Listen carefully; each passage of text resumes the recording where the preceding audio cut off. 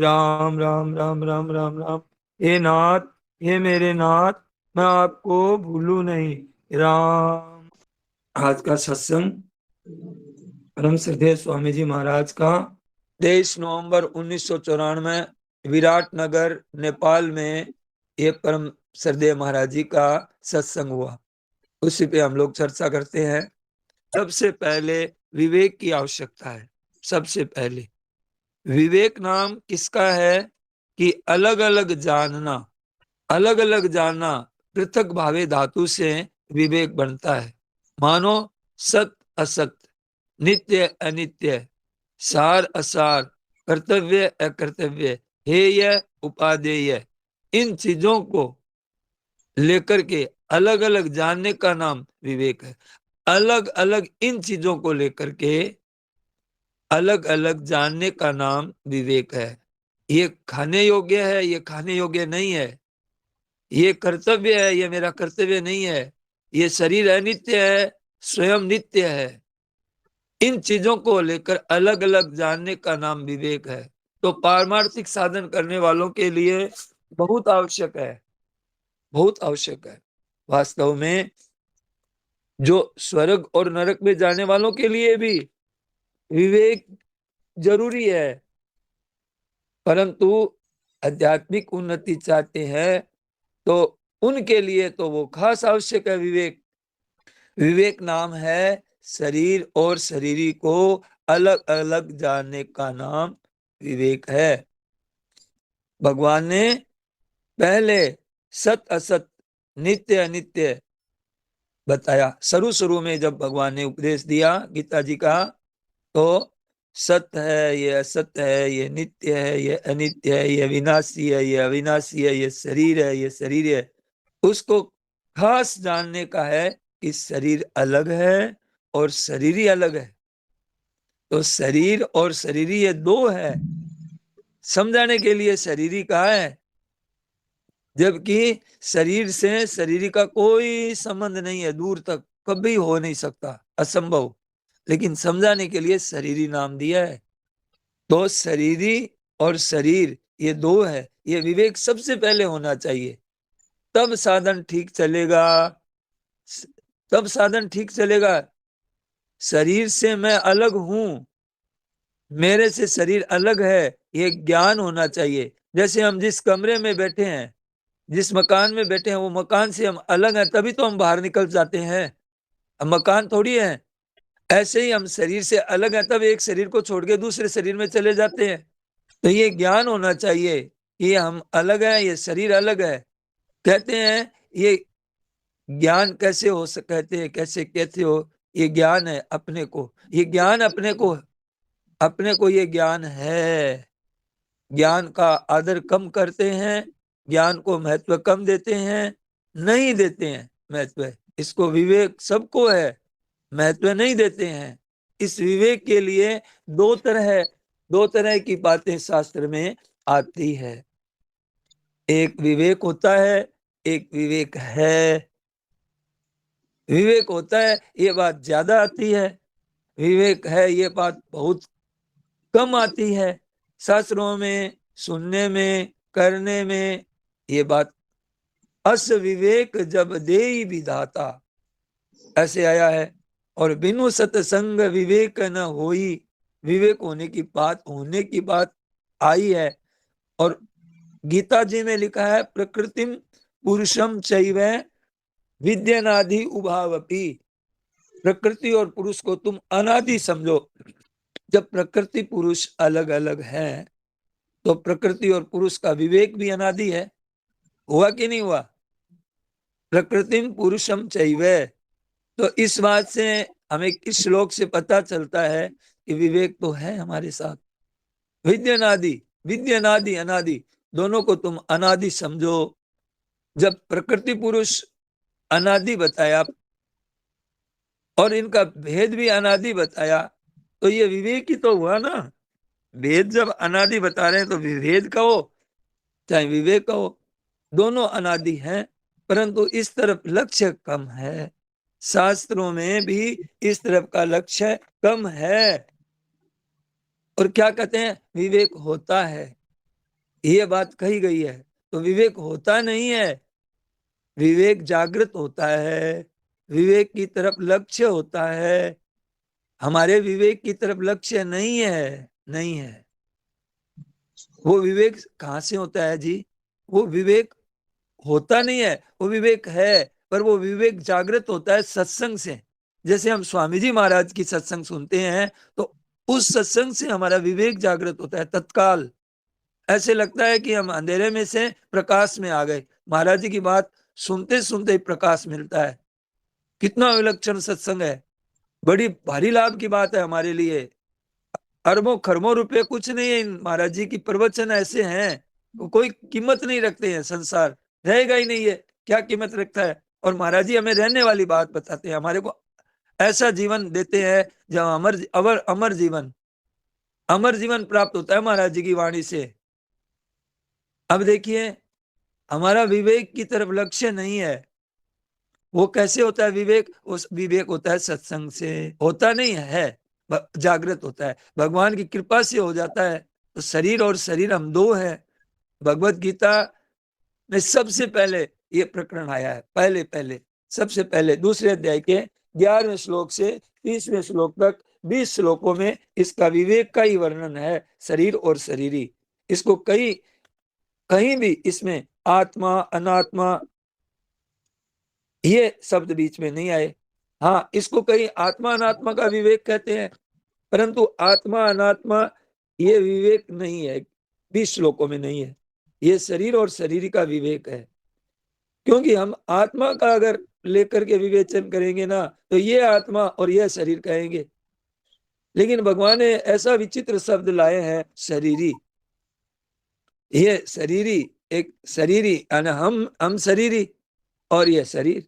तो आत्मा को यह नहीं कह सकते, आत्मा सबको यह कह सकती है। लेकिन शरीरी शब्द आने से हमारे को यह शब्द नहीं आता है आत्मा के लिए, शरीरी के लिए यह शरीरी क्या कहे, शब्द ही नहीं बनता है।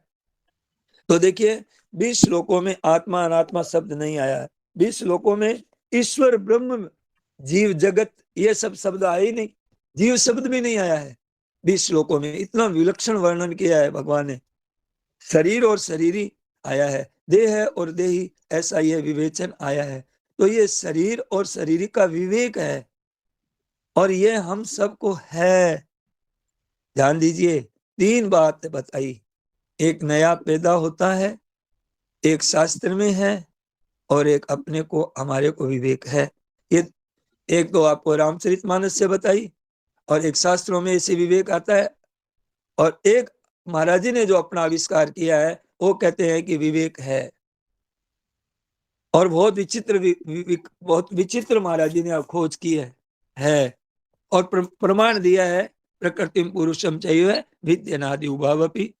तो कैसे माने कि हम और आप जानते हैं कि शरीर एक दिन छूटेगा, छूटेगा, एक दिन छूटेगा। जैसे आज छूटेगा, 100 वर्ष बाद में भी छूटेगा। तो आज जैसे हमें शरीर छोड़ना अच्छा नहीं लग रहा है, उस दिन भी ऐसी स्थिति होगी हमारी। पर बात सच्ची तो यह है कि बात है कि शरीर छूटेगा भाई, और हम रहेंगे। शरीर छूटेगा और हम रहेंगे। तो शरीर तो छूट ही रहा है, कितने शरीर छूट गए, पर आकर के हम जमा लेते हैं, आसक्ति कर लेते हैं, तो हमें बुरा लगता है, अच्छा नहीं लगता है।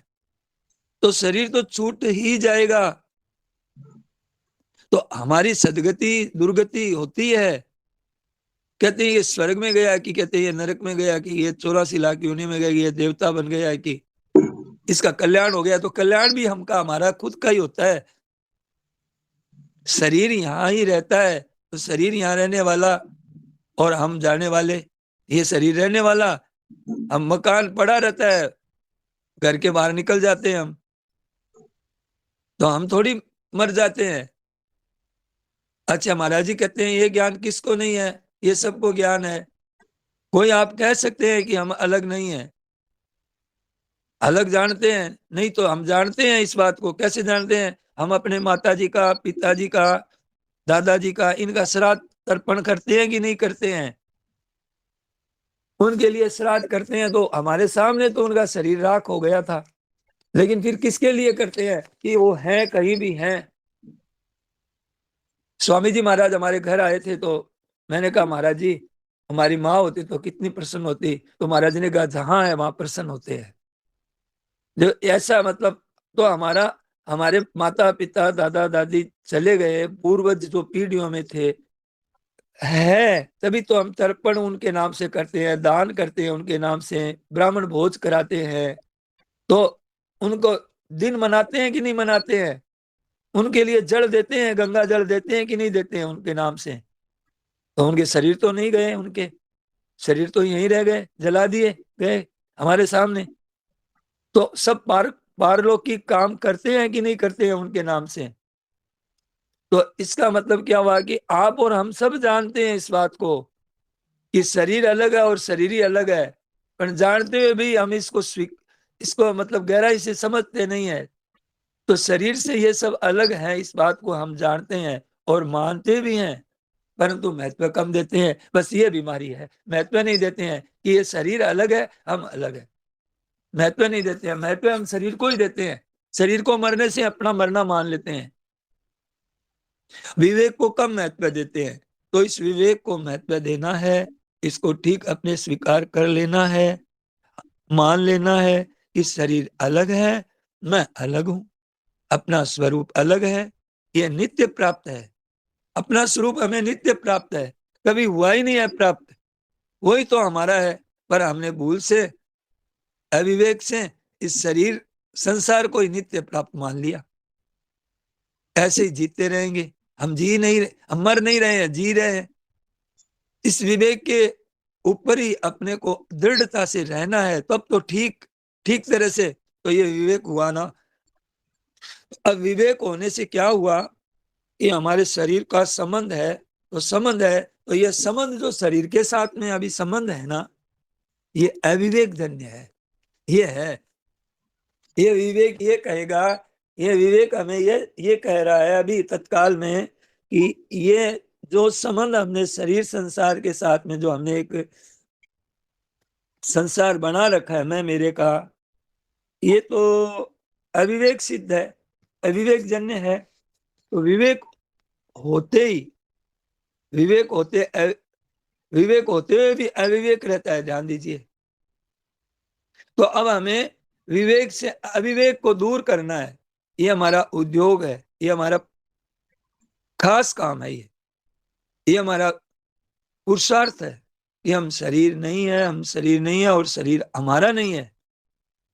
ध्यान दीजिए, हम शरीर नहीं है, शरीर हमारा नहीं है, हम शरीर के नहीं है।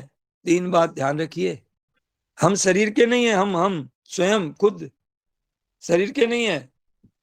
हमारा पुरुषार्थ यह है कि हम शरीर नहीं है और शरीर हमारा नहीं है, हम शरीर के नहीं है। तीन बात है, शरीर के हम नहीं हैं, हमारा नहीं है, हम शरीर के नहीं है।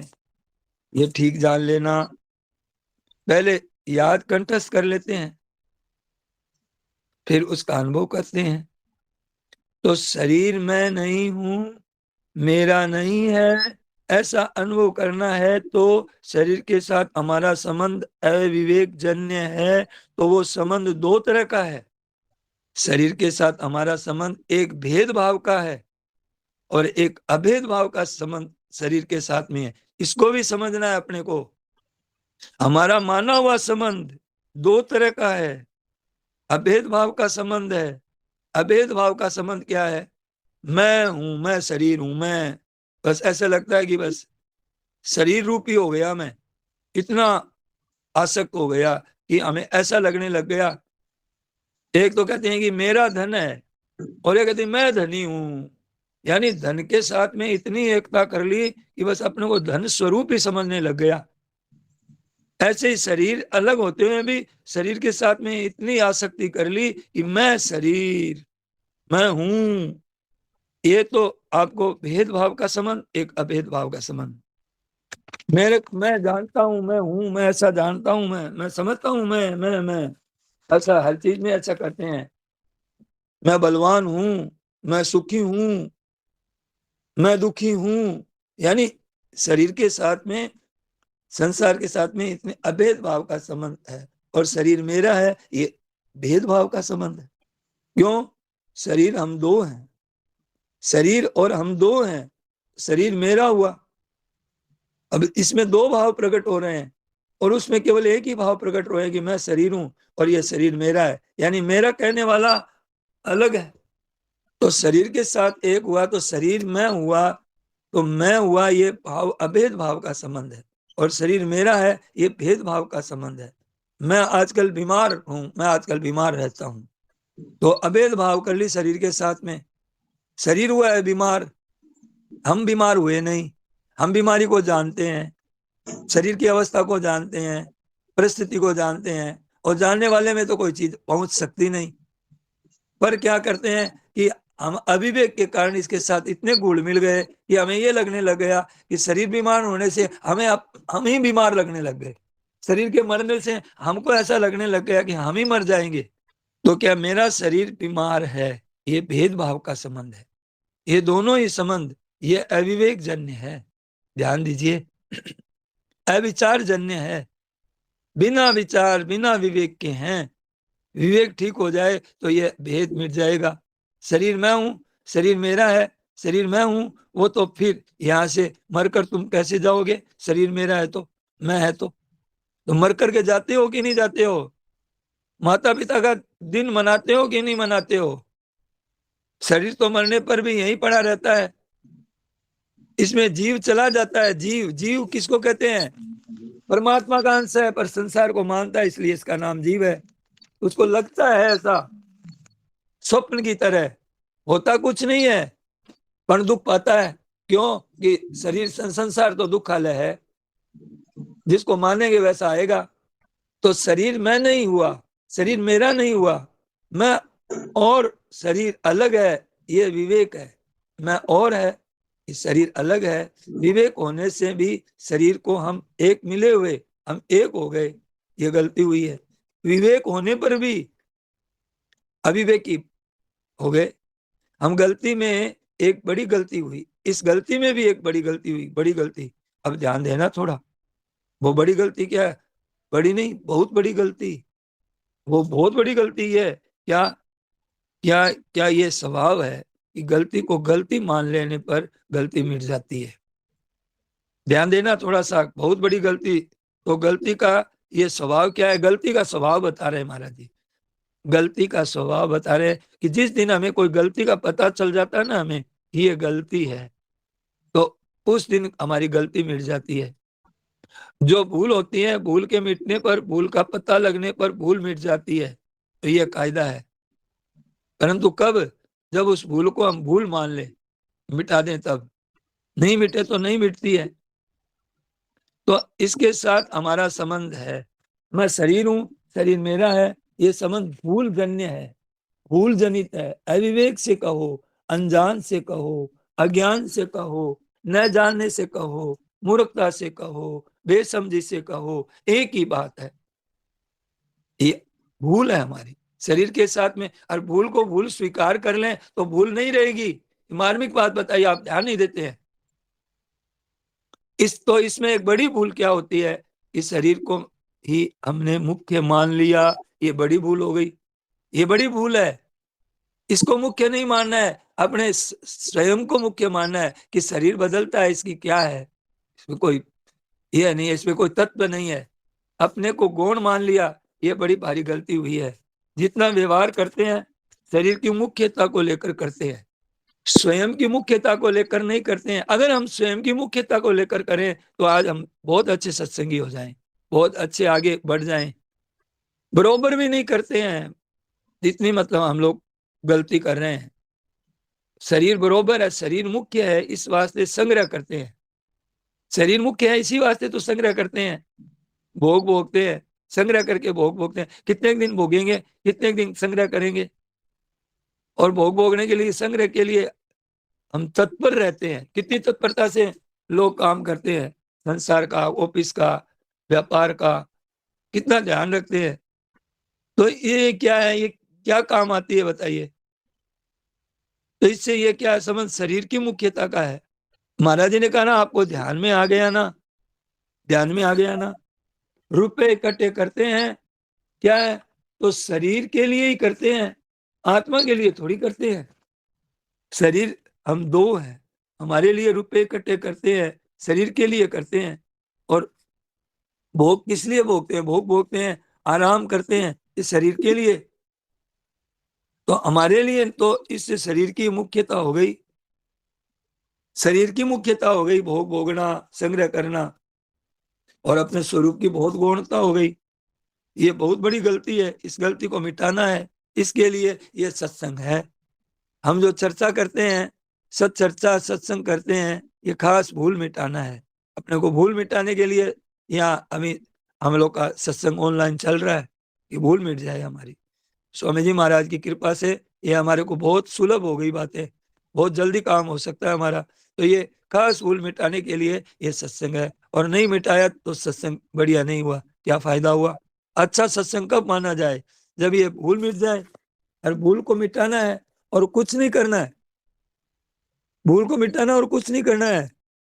शरीर के साथ, संसार के साथ अपना संबंध माना है, इसको भूल है, ये अज्ञान है। अच्छा, ज्ञान क्या क्या होगा? ज्ञान क्या होगा? कि शरीर मैं नहीं हूं, शरीर मेरा नहीं है, मैं अलग हूं, ये ज्ञान होगा। शरीर अलग है, ये जब है जो बोध हो जाए, जब है जो जैसी स्थिति में अभी है हम, वैसे बोध हो जाएगा। वो है ही ऐसी बात, उसको यथार्थ ज्ञान कहते हैं, उसको तत्व ज्ञान कहते हैं। ज्ञाना केवल्य, तो केवल्यम मुक्ति कहते हैं, केवल्यम। तो ठीक ज्ञान होना चाहिए कि मैं शरीर नहीं हूं, शरीर मेरा नहीं है। तो अभी तो अपने शरीर की मुख्यता हो गई। साधक की मुख्यता कहाँ होती है? साधक की मुख्यता स्वयं की होती है, संसार की मुख्यता शरीर की होती है। और स्वयं की मुख्यता देने वाला साधक कहलाता है, और शरीर की मुख्यता देने वाला संसारी कहलाता है। साधन करने वाले की मुख्यता आत्मा की होती है। कल्याण तो आत्मा का होगा ना भैया, शरीर का थोड़ी ही होगा। शरीर तो यही रह जाएगा। जैसे अज्ञानी का शरीर यहाँ रहता है, वैसे विवेकी का, साधक का शरीर यहाँ रहता है। रहता कि नहीं रहता है? अज्ञानी आदमी का शरीर तो यहीं रहता है। और कोई साधक है और मर गया तो उसका भी शरीर यहीं रहता है। और कोई सिद्ध महात्मा, सिद्ध तत्वज्ञ, जीवन मुक्त महात्मा चले गए तो उनका शरीर भी यहीं रहता है। इसमें तो कोई भेद नहीं है, तीनों शरीरों की, तीनों का भेद नहीं है। संसार की भोगों की संग्रह की इच्छा होती है शरीर की प्रधानता से। किसकी प्रधानता से? और भजन, ध्यान, जप, कीर्तन, ज्ञान योग, कर्म योग, भक्ति योग, इनकी प्रधानता होती है स्वयं के लिए, साधक के लिए। तो स्वयं अलग है और शरीर अलग है। तो साधन करने वालों के लिए तो इसका विवेक होना आवश्यक है। तो साधन क्या करेंगे आप, जब आपको इसका विवेक का ही पता नहीं है तो साधन क्या करेंगे? तो साधन करने वालों के लिए तो इसका विवेक होना आवश्यक है। तो मुख्यता तो मान ली है, मुख्यता किसकी मान ली है? अगर मुख्यता आप स्वयं की है, अपने स्वरूप की है, तो फिर साधक अच्छा होगा, साधन अच्छा होगा। और अगर शरीर की मुख्यता है तो कहाँ जाओगे? रुपये में, तो भोगों में जाओगे। रुपया बटोरने में लगी है दुनिया, भोग भोगने में लगी है। खा ले पी ले सो जाए, आराम कर ले, शब्द स्पर्श रूप रसगंध भोग भोगने में लगाना है। प्राय लोग ऐसा ही कर रहे हैं। भोग ईश्वरीय प्रसक्ता नाम, उनको ये बातें कहाँ से जचेगी बताओ? सुनेगा भी नहीं ये बातें। भोग ईश्वरीय प्रसक्ता नाम तया प्रीत चेताम व्यवसायत्मिका बुद्धि समाधो न विधीयते। तो ये प्रकरण है, ये सुख लेना ऐश्वर्य नाम संग्रह करना है, और भोगने का नाम सुख लेना है। तो भोग और सुख, सुख और ऐश्वर्य, रुपया और भोग इकट्ठा करना और भोग भोगना, इसमें आसक्त है, वो कभी भी परमात्मा की तरफ नहीं चल सकता। दिखता है भोग भोगना बड़ा, भोग तो निकाल लेंगे, फिर बड़ी दुर्दशा हो जाएगी इन भोगों के कारण, इस संग्रह के कारण। नहीं समझते हैं कि क्या करें, हमें यह चाहिए वो चाहिए। अरे व्यवसायत्मिका बुद्धि नहीं हो सकती। व्यवसायत्मिका बुद्धि रेकी है कुरुनंदन है। बहुशा का यह बुद्धयो व्यवसायी नाम या विमाम पुष्पिताम वाचम प्रबदंत विपस्थित है। वेदवादरता पार्थ नान्यदस्तिवादिन है।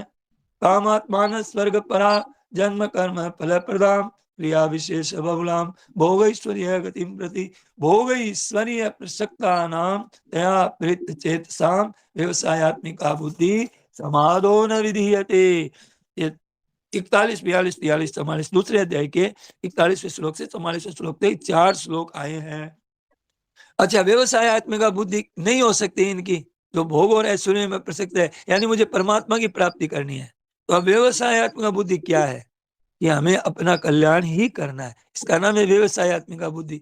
पर जो भोग और ऐश्वर्य में जो आसक्त है, वो एक मुझे परमात्मा की प्राप्ति करनी है ये निश्चय नहीं कर सकते। अपना उद्धार ही करना है, अपने जीवन मुक्त होना है, हमें परमात्मा के दर्शन करना है, परमात्मा से प्रेम करना है, हमें उद्धार करना है, ऐसा विचार उसकी खुद की प्रधानता से होता है भैया। और खुद की प्रधानता नहीं होने से मुश्किल है, और संसार का शरीर की प्रधानता से होता है। तो शरीर की प्रधानता है कि आपके जीवन में स्वयं की प्रधानता है, हमारा कल्याण करना है। इसमें निश्चयात्मिक बुद्धि, व्यवसायत्मिक बुद्धि कहते हैं कि मुझे कल्याण करना है, अब चाहे कुछ भी हो, मुझे भोग छोड़ना पड़े मैं तैयार, मुझे संग्रह छोड़ना पड़े मैं तैयार, मैं सब कुछ भी त्याग करने के लिए तैयार, मुझे नहीं चाहिए संसार। तब हो जाके निश्चय, उसको निश्चय निश्चयात्मक बुद्धि। हमें तो अपना कल्याण करना, हमें तो परमात्मा की प्राप्ति करनी है। अब इसकी मुख्यता होने से वो साधक होता है, नहीं तो वो साधक ही नहीं है। अब इसकी मुख्यता नहीं है तो साधक नहीं है। अब किसकी मुख्यता है? पदार्थों को इकट्ठा करना और भोग भोगना। मकान बनाना बढ़िया है, बढ़िया बढ़िया बढ़िया ऐसी चीजें लाए, बढ़िया बढ़िया मकान बनाए, ऐसे ऐसे पदार्थ इकट्ठे करें अच्छे अच्छे। आराम करना है ये साधक नहीं है, आराम करना ये साधक नहीं है। साधक आराम नहीं करता है। अच्छा, नित्यनेम भी करते हैं, जब ध्यान भी करते हैं, स्वाध्याय भी करते हैं, सत्संग भी करते हैं, कीर्तन भी करते हैं, चर्चा भी करते हैं, संध्या वंदन भी करते हैं, आदि करते हैं। ठीक है, करना बहुत अच्छा है, परंतु साथ में अगर भोग और संग्रह की इच्छा है प्रधान, तो परंतु शरीर की प्रधानता है तो आत्मा की नहीं है। और कोई आदमी ऐसा करता है कि जिसके मतलब धर्म भी करता है, पुण्य भी करता है, दान भी करता है, तो उसमें अलगता, उसमें ज्यादा विशेषता है। इस शरीर की प्रधानता नहीं है, आत्मा की प्रधानता से करता है कि भाई ये आत्मा की प्रधानता से करता है, तो उससे देखते हैं कि हम अगाड़ी पुण्य होगा। यहाँ त्याग करता है तो अगाड़ी हमें पुण्य होगा, इस बात के त्याग करता है, दान करता है, दान करता है तो पुण्य करता है, तीर्थ व्रत करता है, आहुति देता है, बलि वैश्व देव पूजा करता है, तो इसमें अपनी प्रधानता होती है, स्वयं की प्रधानता होती है। परंतु शरीर को लेकर के वो कि हम शरीर धारण, अब आगे हमें इस शरीर में पुण्य करेंगे, दान करेंगे तो आगे हमें नया शरीर मिलेगा, तो हम वहां पे परलोक में जाएंगे और पीछे जन्म लेंगे और ये पुण्य हमारे काम आएंगे। तो यहाँ इस लोक को छोड़ा, स्थूल शरीर को छोड़ा, तो वो सूक्ष्म शरीर में है अभी। स्थूल शरीर को तो उसको पता है कि यहाँ जला देंगे, लेकिन हम दान पुण्य करते हैं तो हमें आगे मिलेगा। तो फिर उसकी सूक्ष्म शरीर की प्रधानता है, क्योंकि सूक्ष्म शरीर साथ जाता है हमारे। सूक्ष्म शरीर, कारण शरीर नहीं मरता है, जब तक कल्याण नहीं हो जाता है तब तक सूक्ष्म और कारण शरीर नहीं मरता है। तो सूक्ष्म शरीर को लेकर के करते हैं, स्थूल शरीर को छोड़ा, सूक्ष्म शरीर को लेकर करते हैं, और भोग और ऐश्वर्य स्थूल शरीर को लेकर करते हैं। भोग और ऐश्वर्य करते हैं, ये स्थूल शरीर है, स्थूल शरीर की प्रधानता होती है। चाहिए किसकी प्रधानता? चाहिए तो स्वयं की प्रधानता, और इन तीनों शरीरों की चाहिए गुणता। तो गुणते हुए बिना साधन होगा नहीं। तो हमको सबसे पहले मैं शरीर नहीं हूं, शरीर मेरा नहीं है, इस विवेक की आवश्यकता है। शरीर की प्रधानता होने से ये हमारे क्या है, महाराज जी ने 8 चीजें बताई। एक तो शब्द, स्पर्श, रूप, रस और गंध। ये शब्द के बारे में भी महाराज जी ने कितना 3-4 दिन पहले विवेचन किया था, कितना विलक्षण विवेचन किया था कि स्पर्श शब्द कितना ये हमारे को भीतर में खिंचाव करते हैं। इन 5 विषय है ना, ये बड़े भारी भयंकर होते हैं ये, और दुर्दशा इसी के कारण हो रही है हमारी आज। दुनिया में भी ऐसा हो रहा है ना। तो शब्द स्पर्श रूप रस गंध, 5 विषयों की मुख्यता। इसके बाद क्या क्या आता है? 5 तो विषय हो गए। आदर होता है शरीर, मतलब है कि आइए आइए शरीर का। प्रशंसा होती है नाम की। तो ये चीजें हैं, 2 चीजें हैं ये, आदर सत्कार और प्रशंसा, ये 2 चीजें हो गई। और एक आराम हो गए, 8 चीजें हो गई। हमारी महिमा हो, तो ये तीसरी, ये हमारी महिमा हो। आदर का मतलब हमारा मरने के बाद में भी हमारी महिमा हो। ये ये नहीं, 7वीं चीज हो गई। आराम, ये 8वीं चीज हो गई। तो 5 विषय है और 3 चीज है ये, मान और बड़ाई। मान, मान तो होता है शरीर का, नाम का। और बड़ाई होती है मरने के बाद में भी। मान आदर सत्कार शरीर का, और बड़ाई है नाम की। बड़ाई हो है, बड़ाई चाहिए नाम की। मेरी बड़ाई हो रही है जी, बड़ाई बड़ाई। बड़ाई क्या होगी? बस बर्बाद हो गई हमारे नाम की। और मान बढ़ाई, यहाँ यहाँ चाहते हैं। स्वामी जी कहते हैं मान बढ़ाई कूकरी साहिब के दरबार। ये मान बढ़ाई है ना। कंचन तजना सहज है, सहज त्रिया का नहीं है। मान बढ़ाई ईर्षा, ये दुर्लभ है तजना। मान बढ़ाई बहुत मुश्किल है छोड़ना। घर बार छोड़ के साधु बन जाता है, पर मान बढ़ाई तो बस उसी में फंस जाता है। मेरा नाम हो जाए, मेरे को ज्यादा से ज्यादा जानने लग जाए, ज्यादा से ज्यादा मेरे प्रोग्राम, बस मरने के बाद भी हमारा नाम रह जाए, हमारा स्मारक बन जाए। हम कोई ग्रंथ बना दें जिनसे पीछे लोग, मरने के बाद भी लोग हमें याद करें। तो यह एक आसक्ति है। मरने के बाद भी चाहता है नाम। और मरने के बाद पता ही नहीं चलेगा कि ऐसा ऐसा कोई व्यक्ति था जो उसने इतना नाम कमाया, उसको पता ही नहीं चलेगा।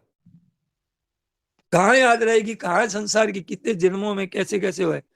लोग हमें याद करें, लोग हमें अच्छा समझें, एक आसक्ति है। मानो मरने के बाद 7 तो यहाँ पहुंची, और 5 विषय मान आदर सत्कार, ये 6, और एक बढ़ाई। मान आदर और आराम शरीर का, तो ये 3 यहाँ है। मान आदर और आराम, मान आदर और आराम, ये शरीर का, तो ये 3 यहाँ है। तो ये एक कीर्ति भी है। कीर्ति क्या है? कि यहाँ और वहाँ कीर्ति, यहाँ भी हमारी बढ़ाई हो, और मरने के बाद भी हमारी बढ़ाई करे लोग मरने के बाद में। तो ये 8 हमारे विघ्न हैं। ये विघ्न है, तो ये शरीर को लेकर के प्रधान तत्व है। शरीर को लेकर के, तो ये शरीर को लेकर के वे तो संसारी हुए। हमें मान चाहिए, कीर्ति चाहिए, एक विषय भोग चाहिए, ये अच्छे लगते हैं हमें। तो ये 8 का त्याग करना है। इन 8 का त्याग कैसे करें? ये 8 शरीर को लेकर के है। 5 विषयों का सेवन भी शरीर को लेकर के है। और आदर सत्कार मान, ये भी शरीर को लेकर के है। और आराम भी शरीर को लेकर के है। और बड़ाई सूक्ष्म शरीर की होती है। बड़ाई किसकी होती है? सूक्ष्म शरीर की होती है। मान किसका होता है? शरीर का होता है, ये स्थूल शरीर से संबंध रखता है। और बड़ाई होती है, ये सूक्ष्म शरीर से संबंध रखती है। और एक हो गया आराम, 8वां। तो क्या करते हैं? 5 तो विषय हो गए, शब्द स्पर्श रूप रस गंध। और एक हो गया मान, और एक हो गई बड़ाई, और एक हो गया आराम, ये हो गया 8। इस शरीर के अलग सूक्ष्म और कारण शरीर को लेकर के बड़ाई होती है। तो वहां स्वर्ग में हम चले जाएं तो हमारे पीछे से प्रशंसा हो, मरने के बाद भी अपने नाम को लेकर के होती है। नाम हमारा रह जाए, ये बहुत बड़ी खराब चीज है। यहाँ भी बेटा पोता हो जाए और पीछे से हमारा नाम रोशन करे, कि हमारे दादाजी ऐसे हुए थे। तो लड़का नहीं हुआ तो बोले गोद ले लें, कि गोद क्यों लेते हो? कि पीछे से हमारा नाम कौन करेगा। तो देखो भाई, हम साधु हो गए तो शिष्य बना लो, कि हम साधु हो गए तो हमारे पीछे से हमारा नाम रोशन कौन करेगा। बहुत सारे शिष्य बना लो, मरने के बाद में भी हमारा नाम रहे, हमारी तस्वीर खींचे लोग, तस्वीर ऐसा प्रबंध करें, हमारी मुक्ति हो जाए। ये बात इनसे ऊपर ऊंचा उठने से होती है, इसके रहते हुए भी होती है। क्यों होती है? इस शरीर, इस शरीर में आत्मा हूं, इसके कल्याण जीवात्मा का। तो क्या होती है कि इससे अगर हम ऊपर उठे, ऊंचे उठे, इनके रहते हुए भी हमारे मन में एक बात तो रहती है, सच्चाई तो रहती है, इनके रहते हुए भी, आठों चीजों के रहते हुए भी एक हमारी नौवीं चीज क्या रहती है? नौवीं चीज रहती है मेरा कल्याण हो, ये भी रहती है। इनके रहते हुए भी ध्यान देना, हमें जीवात्मा का कल्याण करना है, इसके रहते हुए इनकी इच्छा रहती है, परंतु वो मुख्य नहीं है। वो क्या है? वो गौण रहती है, नहीं है, वो गौण रहती है। गौण रहने से फायदा नहीं है ना, मुख्यता तो अपने कल्याण की रहनी चाहिए। साधन करने वालों को वो मुख्य हो जाती है, ये आठ चीजें कम हो जाती है, ये गौण हो जाती है। कल्याण करें ये बात मुख्य हो जाती है, कल्याण करने की बात मुख्य होने से ही वो साधक होता है। नहीं तो, नहीं तो क्या है? नहीं तो संसारी है। राम भजे तो पूत है, नहीं तो मूत को मूत है।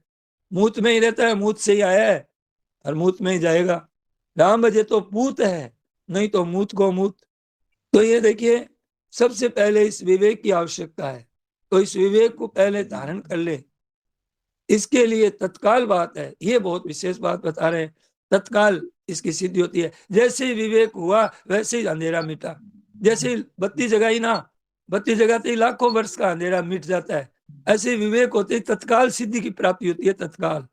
अगर आप चाहें, महाराज जी ने कहा आज आज अभी अभी इसी समय ये अंधेरा दूर हो सकता है हमेशा के लिए। विवेक आज ही हो सकता है, इसका अभ्यास नहीं है कि ये थोड़े थोड़े होगा।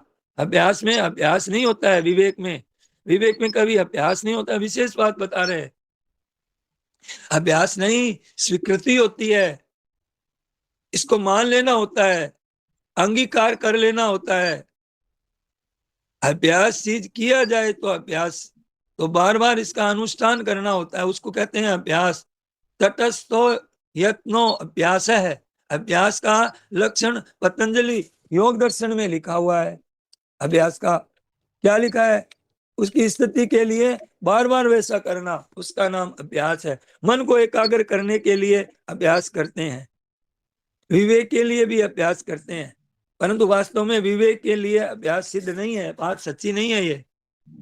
अभ्यास में शरीर की आवश्यकता होती है, शरीर की, स्थूल शरीर की, मन बुद्धि इंद्रियों की, इनकी आवश्यकता होती है। पर अभ्यास से विवेक नहीं होता है, विवेक विचार से होता है, विवेक विचार से होता है। विवेक विचार साध्य है, जो विचार किया और तुरंत। एक घर में 4 जने थे, एक था बेटा जवान, एक उसकी बेटे की बहू, एक एक उसकी लुगाई, और एक वो खुद आदमी था। चारों थे, कमाने वाला एक ही था, बेटा जवान, और तीनों बस। तो बेटा मर गया, बेटा मर गया, बाप घर में था नहीं। जब आया कि बेटा मर गया, तो बोले कि अब उसको विवेक हो गया, विवेक हो गया तो घर से निकल गया। अरे बोले तेरे पीछे 3 जने हैं, तू कहाँ जा रहा है? को बोले ये जवान बेटे ने ही नहीं सोचा, 2 जने हैं तेरे पीछे, एक तो तू है, एक 3 जने रह गए।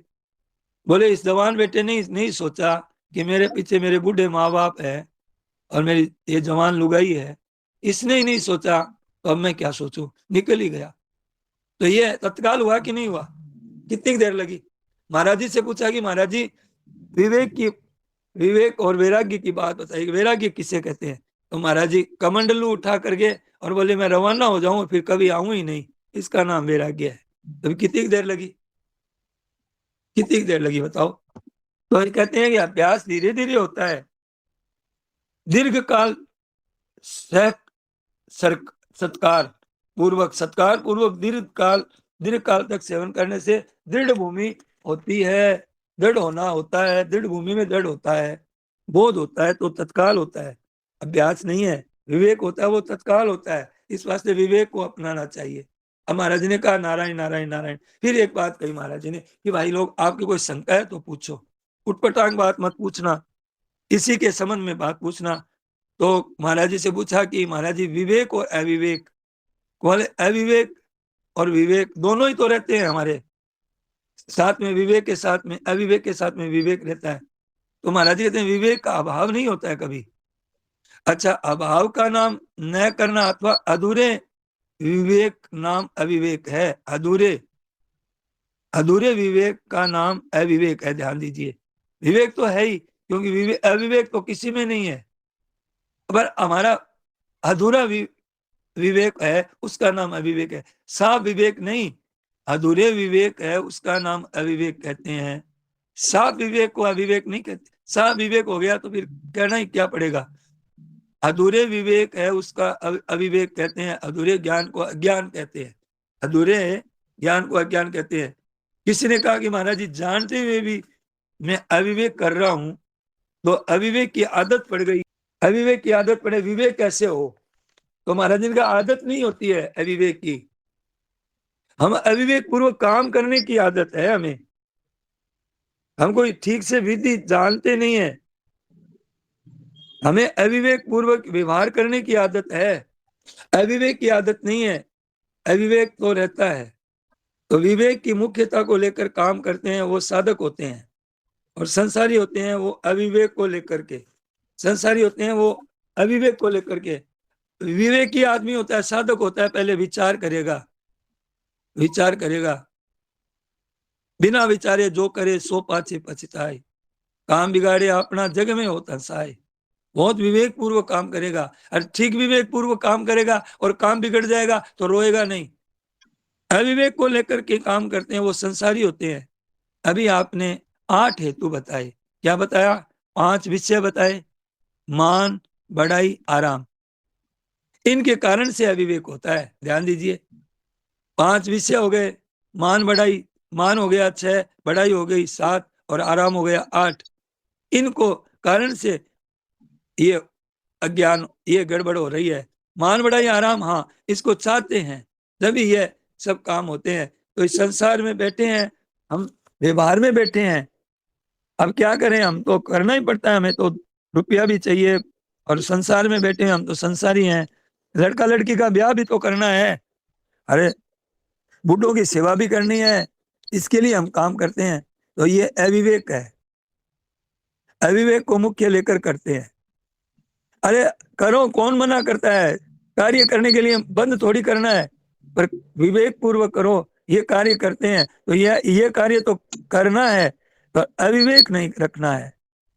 कार्य त्याग नहीं करना है, कार्य का छोड़ना नहीं है। अब कार्य छोड़ देते हैं, कार्य नहीं, इसको इसको विषय बुद्धि से भोग नहीं करना, सेवन नहीं करना है इसका। राग पूर्वक निर्वाह मात्र कर लो, अपने निर्वाह कर लो, सेवन मात्र करना है। रोटी भी खाएंगे, ऐसा नहीं है कि रोटी नहीं खाएंगे, पानी भी पिएंगे, कपड़ा भी पहनेंगे, सभ्यता भी रखेंगे, वेशभूषा भी ढंग की रखेंगे, साफ धुलाई हुई, व्यवहार भी रखेंगे, पर अविवेक पूर्वक नहीं रखेंगे। साधक का विवेक पूर्वक होता है हरे काम, और संसारी का अविवेक पूर्वक होता है।